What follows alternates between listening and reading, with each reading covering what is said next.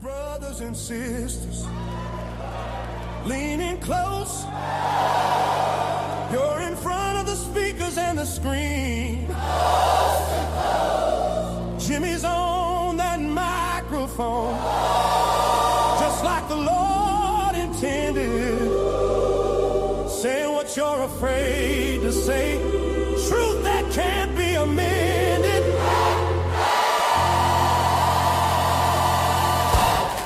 Unleashed, unfiltered, unfazed, streaming, broadcast everywhere. From the house of Lakey, the Lakey towers proclaim, this is the day the Lord has made. The show starts now in Jesus' name.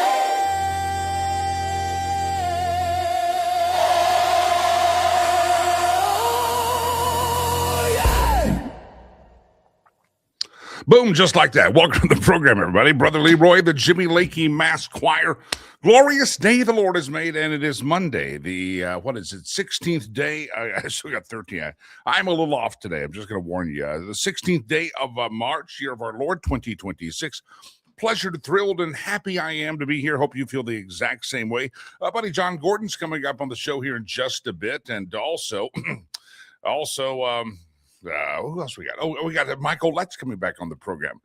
Somebody just said they feel underdressed when they hear the Jimmy Lakey intro songs, and you probably are. I just want to say that. You probably are, especially if you're in Colorado. Colorado is known for its casualness, and shocking to me when I first got here, people not wearing suit and ties to church, and then I grew accustomed to it, and I got better for it. So anyway, good to have you here on the program. Happy Monday. I didn't even change the date on this thing. Delilah, this thing still says Friday. I told you it's one of those days for me. It's going to be a busy day. Woke up to emails from Africa and messages there, so I've been up early solving problems, at least attempting to. Glad to have you here on the show. Donald Trump supposedly going to announce a coalition of countries ready to help out in the Hormuz, the Straits of Hormuz. We'll find out which countries are there and which countries aren't there. But supposedly that announcement is coming forthwith, and we will find out who's going to get the terrorist remaining Iranians out of the Straits of Hormuz so that the ships can go. I watched a story early this morning when I was watching the news also that Iranian tanker ships are actually leaving and getting through the Strait of Hormuz. And somebody asked, why is the Trump administration allowing that? And the representative from the Trump administration said, well, the president wants everybody to get through the Strait of Hormuz. We need this oil. We need this fuel out in the global market. And so we're not stopping anybody. And if anybody's going to stop anybody, it's the Iranians. The Iranians at this point seem to be just able to shoot from the shoreline. They're not. They found out like drug lords from Central America and South America don't be faking a fishing boat, because Pete Hegseth knows what a fishing boat is and knows what a terrorist boat is, and they're getting blown out of the water. So it looks like they've been reduced to just shooting missiles or the drones from the shore and not getting into the ocean. And supposedly the Trump administration is preparing to announce that several countries have agreed to a naval coalition.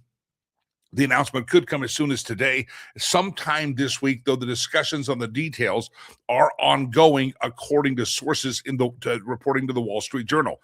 Trump said yesterday he's pressing several countries to send warships to help the Strait of Hormuz open as oil prices continue to surge. Speaking to reporters while on Air Force One yesterday, while returning to Washington from Florida, Trump said he has urged roughly 7 nations to take part in protecting the shipping lane, and he has not identified who. Now, we got word last week, if you recall, that Japan was already sending its Navy into the area. There's also a report over the weekend that the Australians have decided, we're not going to participate down here. And so there's a lot of rumors and innuendo as to which countries are going to do it. We shall find out, but Trump is set to this week announce whatever coalition is there to help the United States and the world get the oil moving through the Strait of Hormuz, with the government in Iran totally wiped out. They're trying to figure out who's in charge, but they want the oil to flow, and you at the gas pump probably also want the oil to flow. So keep a sharp eye on that. Also, in that same conversation yesterday, President Trump gave a little bit of warning to NATO and NATO allies. There's headlines that the United Kingdom doesn't want to do much more. The French, of course, never do anything. Australia's out there going, we're not going to do anything. President Trump's delivering a very blunt message to NATO's partners. He had an interview over the weekend and also talking about it on Air Force One with the Financial Times. He says that NATO's future could be in jeopardy if the allies of Europe refuse to support the U.S.-led mission aimed at reopening the critical oil shipping route, which Iran has effectively threatened to close and kept closed and locked down after the conflict began 3 weeks ago. Trump said, quote, if there is no response or if it's a negative response, I think it will be a very bad future for NATO. The president's warning comes as the United States pushes for a multinational coalition to patrol and to secure the Strait of Hormuz. So President Trump says, hey, NATO, you can sit there on your hind end and you can do absolutely nothing, but that's going to risk the future of NATO. And if you don't do something, we'll talk about it when all this is done. It's going to be interesting to see what happens with NATO and also what happens in the future with NATO if they don't get involved in this. If they don't get involved in this for this fray and opening up the Strait of Hormuz. Anybody been affected by the government shutdown? You know, our government still is partially shut down, and facing the brunt of the anger and the brunt of the problem is yes, it's the TSA agents. And I read a story over the weekend that many TSA agents are resigning, quitting, and saying, I'm going to another job. Just before the program started, producer Chad said someone that he knows that is a TSA agent has said, hey, maybe I should get another job. And his response was, I don't blame you if you do, because it's a mess. I want to think, I don't care if you're a Democrat, I don't care if you're a Republican, I don't care if you're an independent. In what world is there a politician that says we're going to bicker and we're going to fight and we're going to be pissed off at each other about policy, and while we decide to bicker about policy, we're going to let airport security pay the brunt of the price? This shows you the dysfunctional hatred and stupidity that is in the heart and the head of the modern Democrat Party, who, because they don't like Kristi Noem, and because they want illegals to vote in your election, and because they want child molesters and child rapists and drug lords to stay in America and not get deported back to the cesspool where they should go from, they're going to let hard-working men and women in America, hardworking men and women in America, they're going to help them. They're going to help them to not have a job and want to change careers. Airlines from America. I almost said American Airlines, but that sounds like one place. Airlines from America are urging Congress to end the standoff, pay airport security officers. I know a lot of you don't travel. I travel quite a bit. I'm kind of on a homebound span for right now, starting some new projects, but I do travel quite a bit. I get quite a few little miles here, going back and forth to here and there, especially on the weekends. The CEO of the top nations, Delta, American, Southwest, JetBlue, are imploring Congress to restore funding to the Department of Homeland Security and embrace a bipartisan solution to pay the federal aviation workers. If you are a federal aviation worker, meaning a TSA agent, I would love to hear from you and find out what your morale is. How many people are going to look for another job, look for another career, and get the heck out of Dodge if they if they can do another career. Let me hear from you if you're a TSA agent. TSA agents are facing the agony, they're facing the pain of dysfunctional politics and a destructive and demonic Democrat Party. That's what they're facing here. The Democrats are so hell-bent on hating Donald Trump, so deranged by the orange man Trump derangement syndrome, and also just so in love with illegal aliens roaming our streets, committing crimes in many big cities in America. Many people have wanted in foreign countries, wanted in this country, have perpetrated crimes, and the Democrats just don't seem to give a rat's patootie about it, and they're going to lock down the government because they're so deranged with the Trump administration. But in being But in being the situation we're in, we'll find out how many TSA agents are remaining. Can you imagine every 30, 60 days to every 2 or 3 months, the government shuts down and you are the pawn in the game of the idiocy of Chuck Schumer? It really is sad to see what we're watching happen in front of us with the Congress, with the Democrats, and the TSA agents facing the pain. If you've been to the airport, love to hear your story. How painful is it? I'm guessing that I'm hearing there are a lot of delays and cancellations this morning.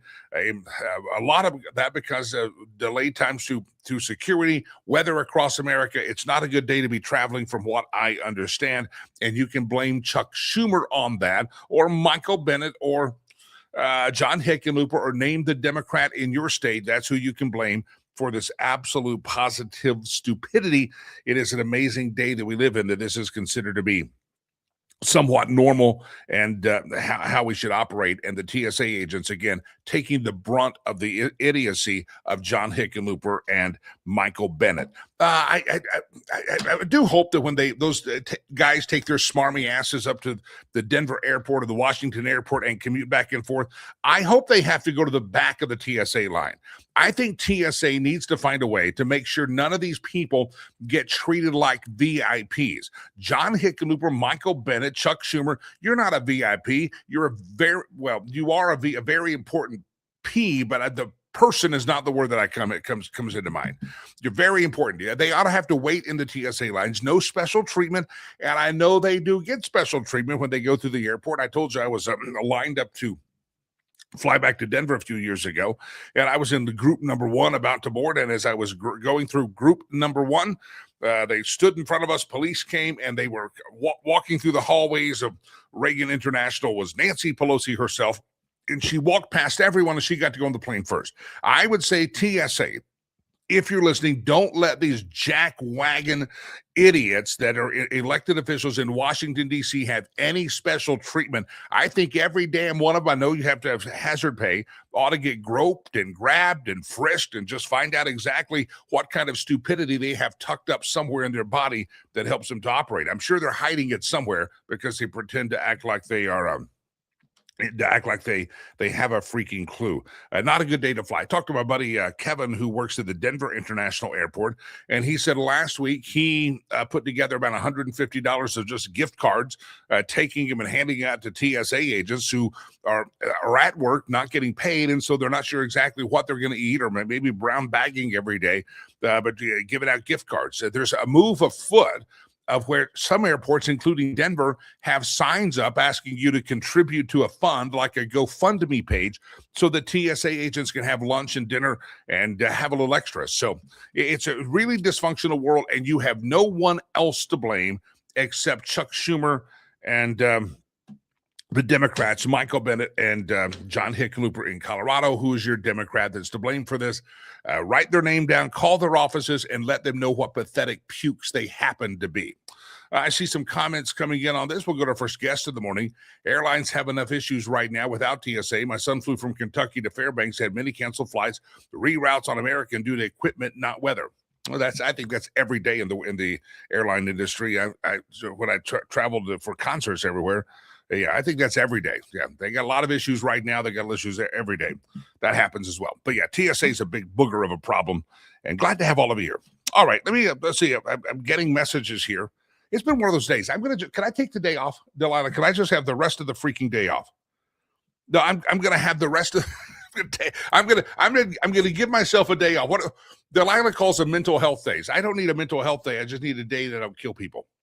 No, it's fine. I just need one of those days. I woke up. I'm dealing with Africa issues and fundraising there, and I've got it's all mess. And then I'm getting messages from that Michael Letts is coming in early, which is great. I love having him in, but I don't know what happened to the cat that's supposed to be right now.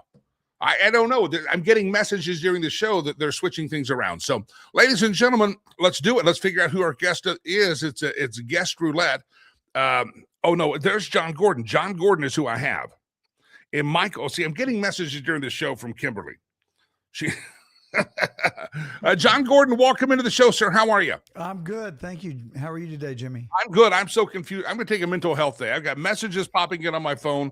I was up at 4 a.m. with messages from Africa, and I got messages from, I don't know what's going on, John Gordon. I don't know. I can't help you. I'm similarly plagued. Well, that makes dose of us. We may have to reschedule Michael because I think what I'm reading, I think, is Michael had something else come in and needed to step in early. And if that's the case, we have to reschedule Michael. I'm not sure. I can't read it right now, John. I can't do it. John, how the heck are you, sir? Glad to have you. You host The Truth with John Gordon. Talk about it. Talk about your podcast, your show that you do.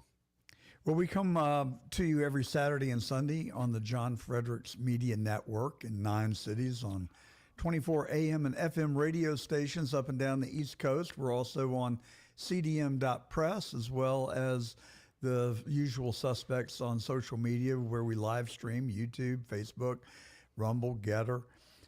So I hope your listeners will give us a tune in. And we talk about the topics of the day and similar things that you're discussing this morning. Let's talk about some of those things. With the war in Iran, a lot of folks are kind of forgetting, and Congress is getting off the hook there for the dysfunction of shutting down part of the government and the TSA agents who are, for the most part, just hardworking, average middle Americans out there trying to do a job. They're having their paychecks played with by politicians. Give me your thoughts. I think this should be a bigger story. I understand that we have jets flying and missiles flying, and that's sexier, but hurting the average working folk at the airport and risking security and travel plans in the airport across America is problematic. Give me your thoughts. Well, I'm less concerned about the TSA agents than I am about the American public that are traveling, and they want to have an expectation of safety, and they also want their flights to depart and arrive on time. And it seems like we get the short end of the stick every time that there's an issue. It seems that they're always concerned about topics other than the citizens that they have sworn an oath to be fair with and treat well. And they just often seem to put us at the bottom of the stack, and it gets old pretty quick. Yeah. Another thing that Congress is being lethargic on is that they're letting this filibuster threshold get in the way of passing the Save America Act, which would just simply cause people to have a voter ID or an ID to get registered to vote and to cast a ballot in America. And you've got a majority, but you don't have that filibuster clear 60 votes. Supposedly it's all going to the floor this week. Congress should be ashamed of themselves. Republicans should be ashamed of themselves. Florida is doing something to, at least in Florida's world, they're going to make sure that they have voter ID. Talk about what's happening in Florida and the dysfunction in Washington, D.C. when it comes to the sanctity of our elections. Well, they say that it's voter suppression, but really what it is the Democrats are just telling you openly and very transparently that they want to cheat, and they intend to cheat. And that's why they oppose the voter ID rule. 97%, maybe 98% of America have a form of government ID, and the other 2% can get one for free. They just have to go to someplace and present themselves with a birth certificate or a utility bill, some way to validate that they are who they say they are. And so it's really pretty ludicrous that they would come up with these excuses not to engage in a voter ID. Most of the people that don't have a voter ID are pretty low propensity voters, like homeless people and people that suffer from mental illness that can't get out of bed or don't really care about voting and supporting their democracy. So I'm not terribly concerned about the 2%. What I'm more concerned about are the illegal voting votes that take place, like that occurred in Georgia in 2020, where we had 400,000 illegal votes in an election that was decided by less than 12,000 people. So that, to me, is where the emphasis should be. I get sick and tired of the Democrats' lies and their manipulation and their spin, and they've run out of tools. There are no tools left in their tool basket, so they have to resort to lies. And I think that's what we're seeing. And I hope that the voters, regardless of your political persuasion, if we got to start a conversation in America and answer the question on what can we agree? Can we agree that we're not going to kill people, that we're not going to kill each other? Let's start there. And then go on down the line, that we're going to be faithful to our spouse, that we're not going to lie, that we're going to protect the sanctity of the franchise. Because if we're not, then it just becomes a competition to see who can cheat the most. But the Democrats need to get back to the basics and learn to compete in the marketplace for ideas and debate the ideas and win on that basis rather than on gaming the system. I'm sitting here thinking, John Gordon, that we should have a discussion about voter ID, sanctity of elections, and all of the stuff. We know that there's some things that have happened. There's video footage captured by congressional observers as being talked about at justthenews.com, John Solomon's site, about Arizona, Maricopa County in 2024. Performing signature verification, some troubling video out there. So we know that in pockets or maybe widespread, we have some difficulty with the sanctity of our elections. But John, we've gotten to this place to where rather than having a discussion of ideas, here, we just get, if you bring up, let's have a discussion, they go racist, bigot, homophobe, you just get name called. No one on the other side wants to have a discussion. I don't care. Call me anything you want. Charlie Kirk and I had that very conversation over a year ago. All the sexist, misogynist, racist, homophobe, yak. You just have to get to the point where you don't care. You know, when we learned as first graders, sticks and stones may break my bones, but words will never hurt me. Let's just get back to that premise. So I'm not going to be manipulated or cajoled into not telling the truth. I'm not going to be manipulated into not saying that opposing voter ID is the equivalent of saying that you're going to cheat. And so if that is bigotry, then so be it. I mean, I just don't care anymore. Yeah. John Gordon's my guest. We'll talk more about his show in just a moment. John, one thing I think we're scheduled. We had technical difficulties, or you had some troubles getting on the program last week. But the last couple of weeks, Kristi Noem has been deemed transferred. Let's call persona non grata, but transferred. She got a reassignment. Demoted in the Trump administration. There's a lot of talk that, again, the war's kind of taken off the headline, but Kristi Noem, she crossed a couple of red lines, and I know that's what we were going to talk about last week. Give me your thoughts about the demotion of Kristi Noem.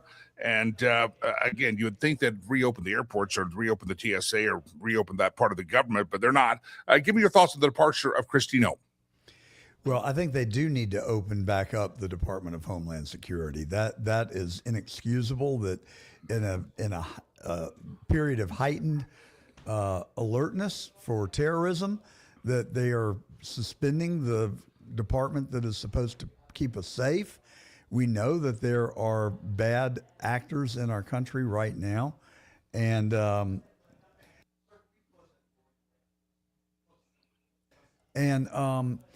to not have them engaged is inexcusable.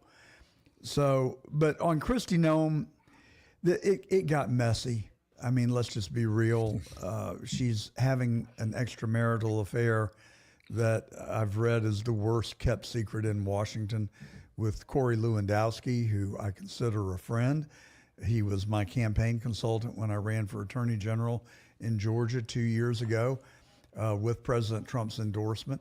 I think President Trump really does regard Corey as a fourth son, if you will. He managed President Trump's campaign in 2016 and did a phenomenal job. Trump probably would not have been president then and probably not now were it not for Corey's good work. A lot of people can take credit as well. It wasn't just Corey, but I mean, like Donald Trump, he gets the majority of the credit. But Corey is a very smart, gifted, good-looking guy that's fun to talk to and be around.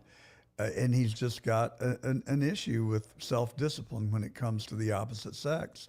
This is not his first rodeo and not the first time it has blown up on him. And I think that has a lot to do with what happened to Kristi Noem. But also, she was in the perfect storm.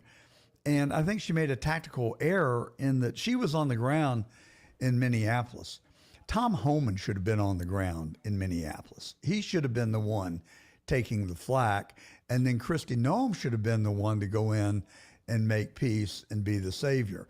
The model got flipped upside down, and Tom Homan got put in that role to go in and look like the hero. And I felt like that was a disservice to Kristi Noem. I actually think that, and I applaud their efforts. I don't celebrate the death of anyone, and certainly the lady that lost her life. I feel horrible for her and her family, but she made a fatal mistake. She made an impulsive decision to use her car as a lethal weapon. And I'm sorry. I'm sorry for her. I'm really sorry for the cop that had to go to the hospital whom she struck with her car before he then used his service revolver to shoot her, as would have I or any other rational human being that was there doing his job and was being attacked with an automobile. I mean, why are we even having this conversation? And then the other guy went home to get his pistol and wore it in his belt loop, and then decided to insert himself into a law enforcement effort to subdue or detain someone. Well, there are just certain things in life that that you do not do. You don't put your finger in a light socket. You don't behave inappropriately toward a member of the opposite sex. And you damn sure don't get between a cop and the person he's trying to arrest. And so he was wrestled to the ground in the process. One of the officers actually removed the pistol from his belt loop, and then less than a second later, he was shot and killed by a nice officer. And it's very regrettable, but you have choices in life. And when you make bad choices, oftentimes you get regrettable results. And I think that's what happened. In the case of the lady, there's nothing to debate. It was a clear case of a really self-defense by the police officer. With the guy, it is a closer case because the gun had been removed from his belt, but the tensions were very high, and the officer that used his weapon had less than a second to react. I don't know whether he was reacting to the fact that the gun came out of the belt loop and he didn't realize that it was a member of his own detail that had it, or whether he just saw the gun come out of the belt loop and made a very quick decision to defend himself. So, but on balance, I favor the action of the police officer, but that doesn't stop me from having compassion with the deceased and his family. But the American people asked President Trump to close the border, and they asked him to deport 18 million people. And do you think it's going to be some sort of a kumbaya party? You think it's just going to happen peacefully and without? But those people that showed up there were there to make trouble, and they got trouble. I'm sorry. John Gordon is my guest. Again, we'll talk about his show. He's the host of the syndicated radio show, The Truth with John Gordon. Also, you can find him online. He ran as a Republican candidate to be Georgia's Attorney General in 2022, was endorsed by President Trump. He currently lives in Palm Beach, Florida. John Gordon, it is always a pleasure. I'm glad we were able to connect today. And thank you for your understanding, because I was juggling. You're right on time, and you're right where you're supposed to be. So I appreciate it. Thank you, Jimmy. And I'm sorry about last week. We moved into our new studio, and we were having a colossal of technical issues. So thanks for your patience. It sounds like my Monday today. Yeah, it's always a privilege to be with you. I think you got it. We'll do it again, John. Appreciate you, John Gordon. If folks want to watch the show, they can go figure out where you're at.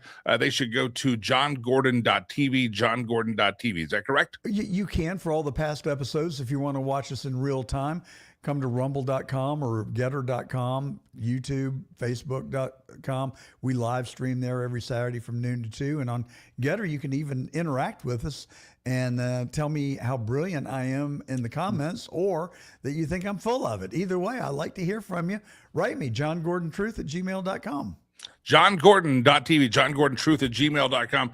John, appreciate you hopping in the program. Thank you very much. All right, it looks like Michael Letts is going to have to reschedule.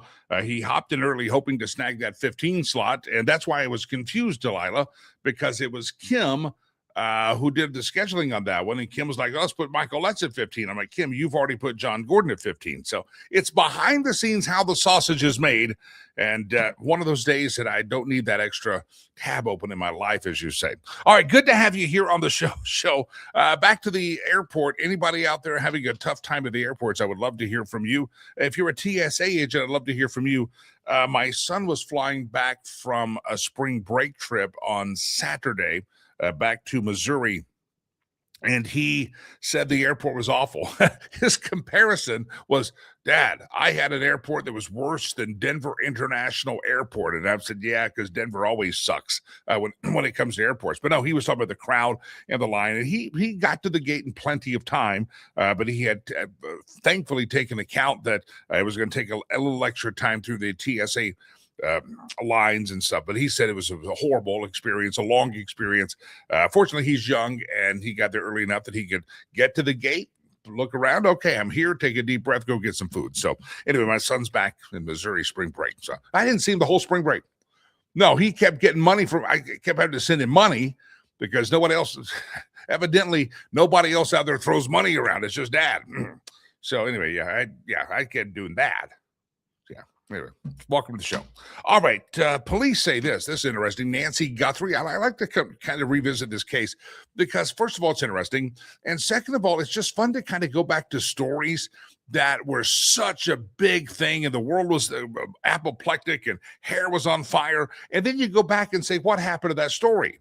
John Gordon and I were talking about Minneapolis just now and what was happening a few weeks ago with all the deportations and Tim Waltz, remember him, and Keith Ellison, their attorney general. They were very belligerent about the federal government, and all of a sudden that story just poo right out the window. It just goes. Nobody knows. Is anybody going to get charged? Is in the Somali fraud thing? Remember, we had the story of the Somali pirates there taking federal dollars. We heard government officials were all outraged, and all of a sudden the story goes quiet. And I'm not sure if that's maybe the Department of Justice is working quietly behind the scenes. Maybe the media has just moved on to another scent, but it is amazing. Go back just the last few weeks, all the stories that you were told were going to be life-changing and they were pivotal, that they were going to bring down the administration or they were going to bring down the Democrats. It was finally going to, none of it ever happens. It never, ever happens the way you think it's supposed to happen because the story just goes away. The Somali pirate story, that one has just gone away. Dick Shirley, the story about his stuff's gone away. You look at Tim Waltz, Keith Ellison being belligerent and really calling for a civil war and wanting a civil war against the Trump administration when it came to deportations. That story has now gone dark. The Nancy Guthrie case is another one that we were told, and again, very sad case. We were told this most important story in the nation and that we ought to follow it. And you couldn't turn on Fox News or anything in the prime time without them pretending that it was a Nancy Grace crime show. A matter of fact, some of the people actually had Nancy Grace on there. And you're like, okay, maybe this is the most important story in the country, or maybe it's not. I don't know. They got a lot of time. Well, police now say, this is part of the story that, again, why is no one following up on this? You know, Laura Ingraham, all the crowds out there, they had to have a nonstop coverage of the Savannah Guthrie's mother story, Nancy. And it's a tragic story, but it was crammed down your throat as if World War IV had broken out. Well, now it's been 40 days since Savannah Guthrie's mother, Nancy, was abducted, and the public still has not been given too many details, but a little bitty nugget was dropped over the weekend. Did you hear what the nugget is? Chris Nanos, the sheriff of Pima County, Arizona, said the police know why. They know why Nancy was abducted. What do I always say? We got to figure out why. What's the motive? And he added, according to the sheriff of Pima County, now you have maybe opinions that this guy's worse than Barney Fife. Maybe you think he's not. I don't know. But Chris Nanos added that not only do we know why Nancy Guthrie was abducted, but he added that the suspect could strike again. Nanos did not name a suspect or the motive, but he leaves us in the dark, but it makes it sound like that the authorities are less in the dark than we are. The sheriff said, quote, "It would be silly to tell people what he knows because it would just encourage the spreading of rumors and conspiracy theories." You know what I find generally? When you don't give information, when you can't, I'm not saying they need to spill the beans on this one. It's usually the lack of information or the lack of honesty, the lack of transparency that breeds the spreading of the rumors and the conspiracy theories. But again, you had so much of that case thrown at you. You had to pay attention to it. And again, tragic. I still hope they find the dear lady alive. I hope nothing happened to her. Unfortunately, it's not looking good this many days, 40 days out. But the story that was the end-all be-all, the story that was bigger and as big and got as much coverage as rioting in Minnesota, it goes poof, and the journalists never even come back and give you a follow-up.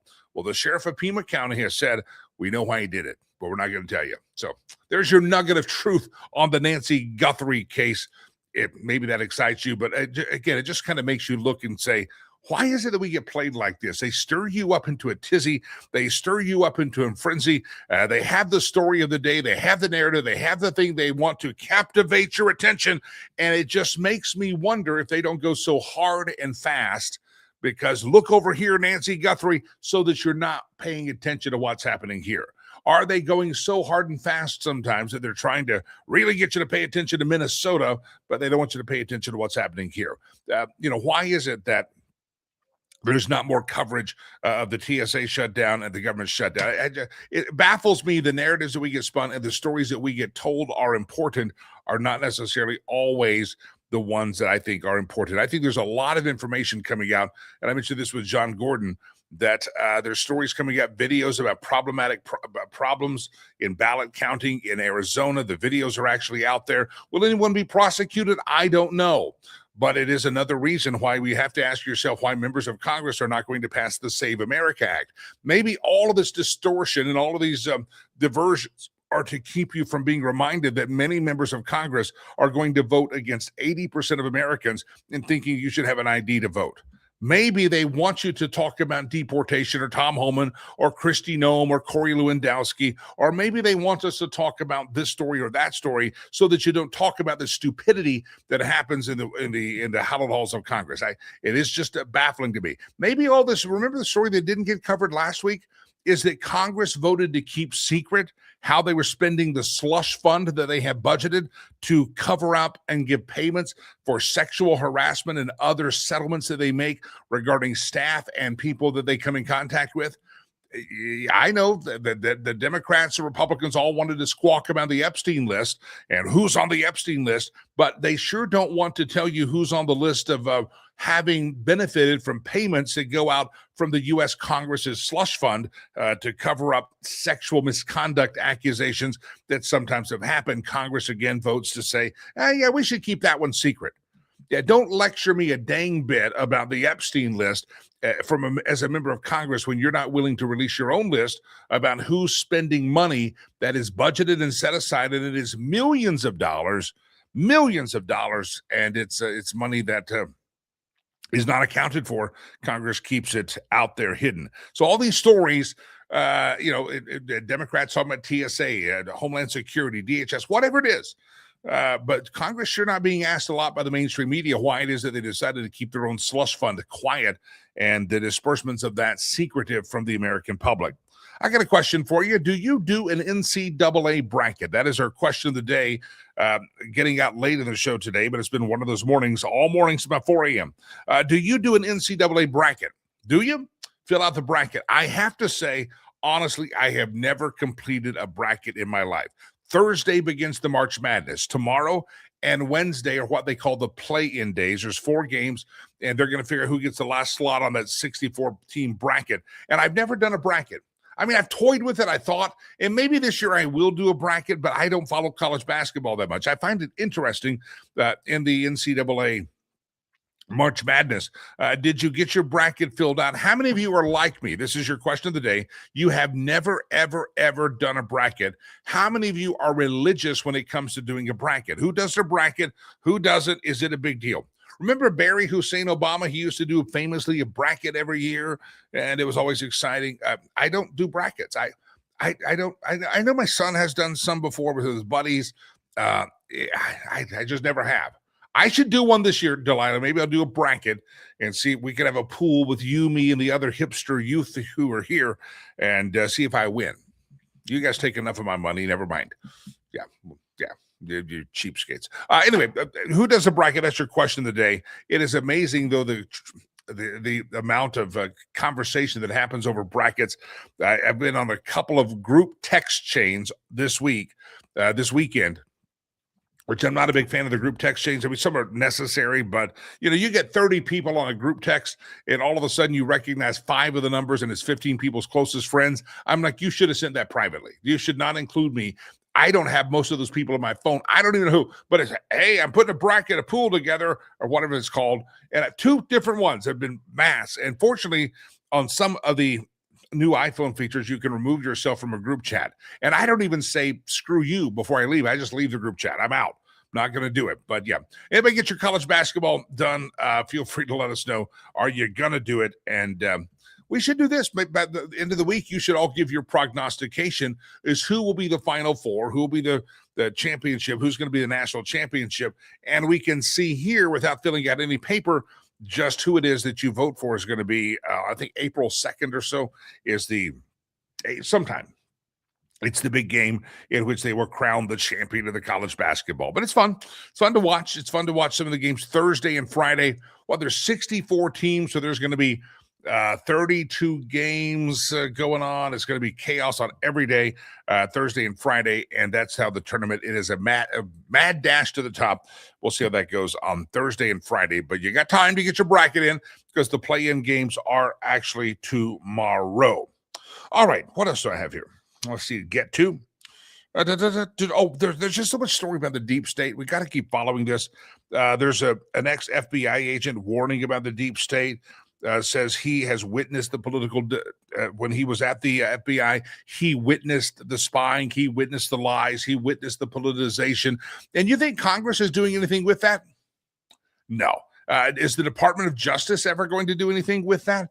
No, I don't see it happening. It's just very frustrating when you see these stories that continue to percolate, they continue to circulate, and we continue to know that there's problems in voting in Pinot County. We found out what happened in Georgia. That has been proven that the 2020, there's all this election fraud that happens everywhere, and yet the media doesn't cover it, and members of Congress somehow get by with this bull crap that they're not going to pass the Save America Act that would require voter ID for people across America. We have a lot of whistleblowers that talk about the Department of Justice under Joe Biden. They talk about what was happening there, the politicization, and is anybody going to have charges filed? We heard early on that Pam Bondi, the Department of Justice, were going to put together a conspiracy case, a grand conspiracy case, which would overarch all of the expired statute of limitations, and at least a year and a half in now, we haven't heard about it. Just over a year in, we haven't heard about any of that either. There's just several stories. There's a Department of Justice prosecutor who says tens of thousands of non-citizens are on voter rolls. We talked about that last week.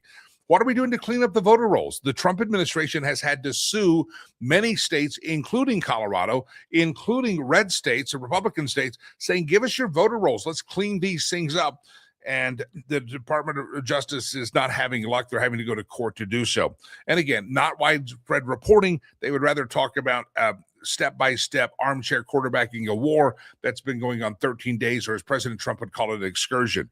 It's fascinating, all the things that have a great risk to our democracy, to our freedoms, to just the elections that we hold dear. Those seem to never get prosecuted, but we're supposed to be armchair quarterbacking every step of the way of what's happening in Iran. Again, very important story, what's happening in Iran, but for some reason the media and maybe the public can only handle one story at a time. Do we know the follow-up from Minnesota? What happened? What's the fallout? How many people got arrested? Of all those people that got arrested in the streets of Minnesota, how many of them are still in jail? How many of them had the book thrown at them? Did they get in and out in the Minneapolis jail? I don't know. But this is a story that would be worth following up, but nobody seems to have the ability and the willingness to do that. All the Nick Shirley allegations that he's exposed of the fraud, the waste, the abuse by the Somali pirates, is any of that? Is anyone being held accountable for that in Minneapolis? Is Keith Ellison? Is Tim Walz? I know they brought Timmy Walz and Keith Ellison up to testify in front of the hallowed halls of Congress. But is there anybody going to be held accountable for the waste, fraud, and abuse of the Medicare money that was going through Minnesota? Does anybody pay a price? The answer is probably not. The answer is probably not. It's just your money. You're just the voter. You're just the low plebe out there, and they know what's best for you in Washington, D.C., and the swamp protects the swamp. And it's really sad to see that story after story of corruption, fraud, waste, and abuse happening all the time, from Somalia pirates in Minnesota to voter fraud in Arizona. And no one seems to ever get held accountable for any of that at all. Donald Trump won a case in court last week. This also probably wasn't talked about in the media. How many times have you heard Donald Trump was blocked? A judge stepped in and said it's unconstitutional. You can't do that. And they always put that front of the story, right? Let's see if anybody heard this story. Headline: Federal Appeals Court hands Trump a win. You know what an appeals court is, Delilah? The appeals court, when you have this jackass judge that tries to block or tries to play the president and tries to make us pretend that there's not a separate but co-equal branch of government, they step in and they block the Donald Trump administration. It then has to go through the cycle. It goes to what, Delilah? An appeals court. Well, guess what? An appeals court just handed Trump a win last week, overruled the jackass judge who blocked deportation to third world countries. Here's the details. The First Circuit Court of U.S. Appeals lifted a block that was put on by a lower court of an idiot that ruled that that lower court ruled that Trump administration was not allowed to deport illegal immigrants to third world countries that are willing to accept them.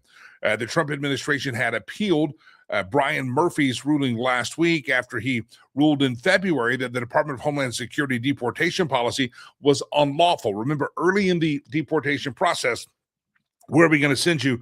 You don't want to go to Honduras. You don't want to go to Nicaragua. We'll send you to Zambia. We don't care. You're getting the hell out of our country. One of the rulings the administration argued was that this lower court ruling by a crazy judge said it infringed on was that it infringed on people's rights. Well, the ruling is still probably going to make it to the Supreme Court, but basically Donald Trump can continue to deport people to third world countries who are willing to accept them. So just because your feelings get hurt and your sensitivities are challenged by that, Donald Trump is allowed to continue that deportation. But does anybody ever get the follow-up? You never get the follow-up. You heard that Donald Trump was blocked. Oh, he's a bad guy. Even the court stepped in and blocked him from sending these child molesters and murderers to third world countries. You can't do that. To third countries, you can't send them off. No, they're the wanted in Nicaragua. They're wanted for crimes in Venezuela. The gangs will get them. So we got to keep them here. No, I'll send them somewhere else then. I'll send you to Zambia or some godforsaken place in Africa. I'll send you somewhere. And a judge said, you can't do that. That's not nice. And an appeals court has said, yeah, the president can do that. They don't deserve to stay in our country. They have no right to stay there. The ruling is expected again to be taken to the nation's Supreme Court. But again, months ago, you heard the ruling that blocked President Trump from doing this, and you never get the follow-up because media or journalists are disingenuous putzes is what they are. Ray has a great question. Jimmy, what happened to the birthright citizenship case? Has the Supreme Court heard that yet? I don't even know if it's been heard. I know it's talked about. It's in the Supreme Court. And the Supreme Court, you know, if you're going to get something to the Supreme Court, it can take 2, 3, 4 years, 5 years to get there. And so I know the Supreme Court agreed to hear it. I don't know if the arguments have been made. I would guess that the arguments were not made because they just agreed to accept it last year. So I'm guessing it's probably going to be this year or next year before they get to it. There's no rush in the Supreme Court unless you ask for an emergency injunction. Ray, but that's another example. It was a big deal, and let's continue to follow up. But it's a frustrating world that we got to dig ourselves, Ray, because don't depend on Fox or anybody else to follow up on that story. But I'm going to look it up. I'll look it up. Let me write that down, Delilah, with my pen that I stole from your desk, and you're angry about it. Yeah. Good thing I have it, Delilah. I couldn't write the race. Yeah. Birthright case. I just wrote it down, Delilah, with your pen that you're mad that I took. You're welcome, and thank you. All right, ladies and gentlemen, it's Monday all over. Let's start this day over. I was up early this morning trying to get ready for the show. A lot of things I got going on, and I woke up to emails from my guys in Africa letting me know that, hey, Lakey, we never have covered that food bill, and the pantries are running very, very low. I told you what we have to have every month, and I try to send it all in one lump sum, but the January, February, March are very difficult, and they always are, traditionally very low in the fundraising area, and that's not good when you already had fundraising food crisis going on. And again, we have a lot of kids that attend our school. If you'd like to make a donation, I'm not going to beg you. I'm not going to implore you. I'm not going to guilt you into it. But let me just say that we have kids right now in our school that are going to need some food this week. And we would appreciate you helping us out with the donation. We have been behind for quite some time. It started with the global inflation. It also started with a couple of donors that had to dial back in some of their donations. And so we've been chasing our tail ever since. And I've been chasing mine, trying to get it done. And so on a Monday, I wake up and they say, Lakey, we really need some help over here to get the kids food for the full week. And then, of course, the 20th of the month, between the 20th and 25th is when we send the next month's stuff. So we're playing catch up. So I'm not going to sit here and bore you and preach a sermon about it. But if you feel it in your heart, you know what Rivers Promise is, you know what it does. If you're new to the show, go look it up. The rest of you have to hear my preaching about it all the time.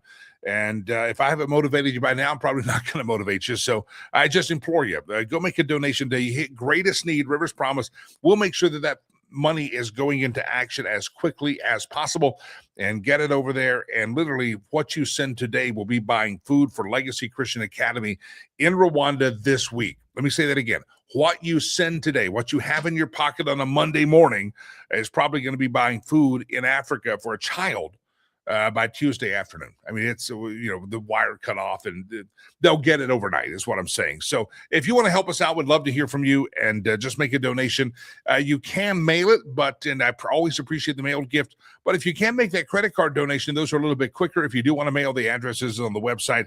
All donations are tax deductible and all that, but we would appreciate your help on that.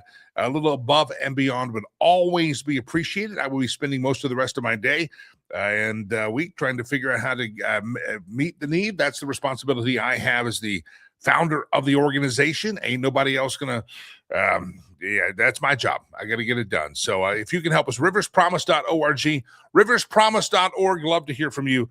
Generous donation. If you're new, $9, as simple as that, buys like 30 eggs for a classroom for a day.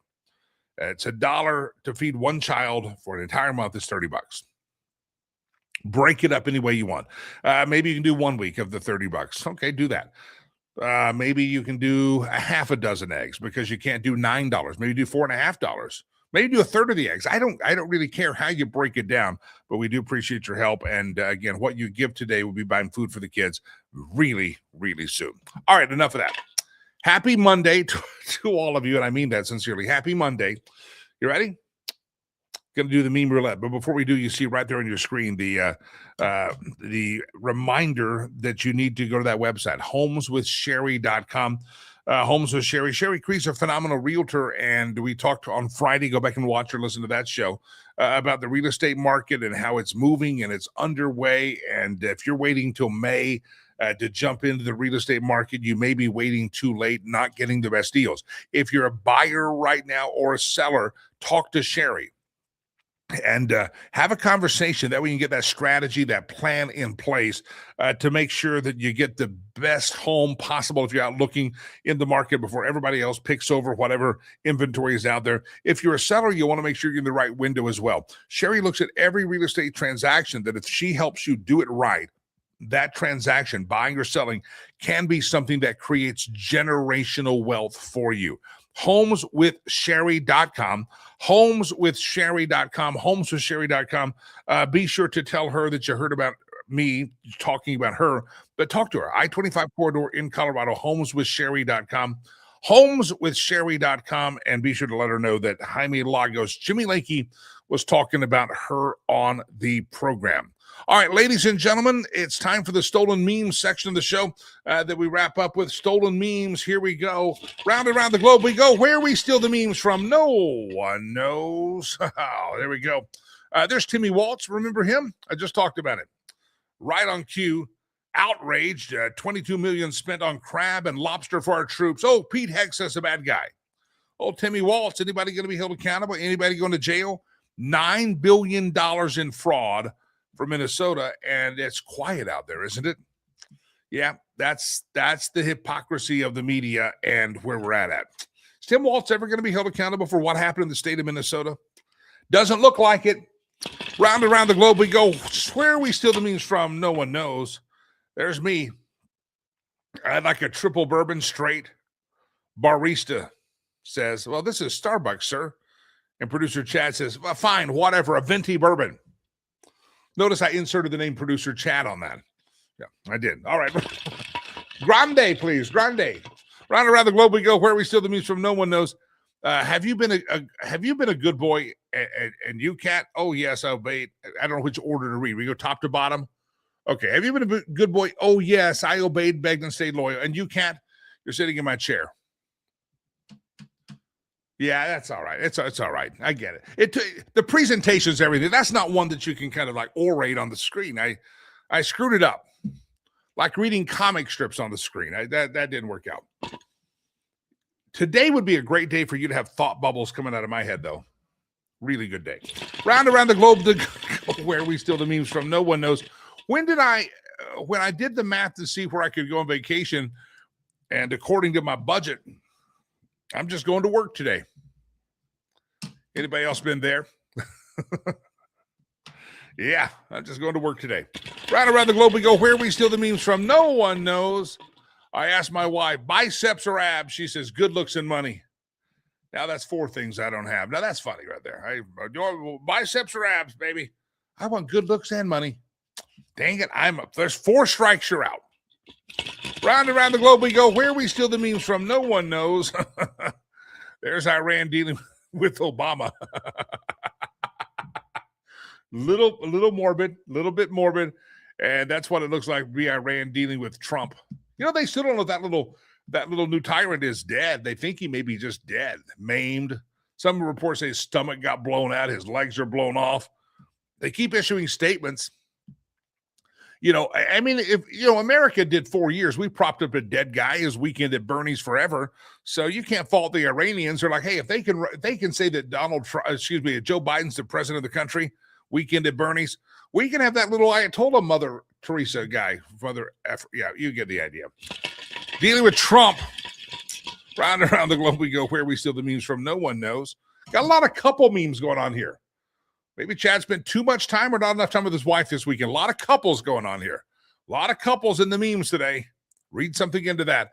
Leaving for a romantic getaway as if we didn't just almost get divorced while packing the car. That's true. Oh, they're all smiles now.